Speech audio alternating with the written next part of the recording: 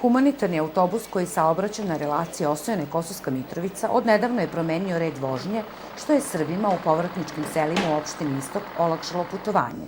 Neki od njih su ranije do prve stanice pešačili po nekoliko kilometara.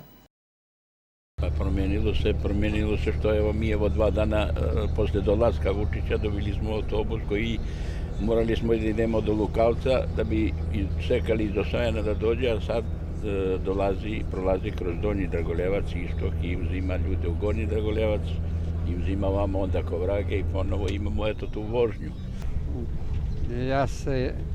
Ja sam iz Dubrave, sela Dubrave, opština Istok. Došli smo tu pre 3 godine, ima nas 6 porodica. Do sad smo išli da bi došli do Mitrovice, pešice do Lukavca, to je 6 kilometra. Nisu nam stajali ovim putem 5 Mitrovica, prolazio autobus na kilometar od kuće, nisu htjeli da nam staju. Od sada, kako je predsjednik došao na Kosovo, mnogo se promenilo. Treba mu dati priznanje. Ovo je opstanak naš. Bez ovog prevoza ne bi mogle mnoge porodice da funkcionišu, posebno stariji ljudi.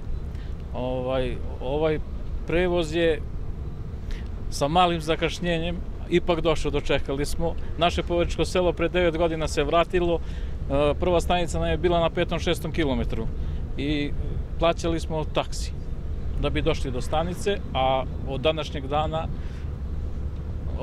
puno nam je bolje i lakše. U ime toga zahvalio bi se prvo predsjedniku Vučiću, Kancelariju za Kosovo i Metohiju, Marku Đurić i Snežani Popović koja je insistirala kod predsjednika Vučića da nam izađe u susret, da nam omogući ovaj prevoz. Prva autobuska stanica, autobus koji se saobraća od Goraždevac, Kosovska Mitrovica, 6 kilometra mi je udaljenost. Prevoza drugog nemamo.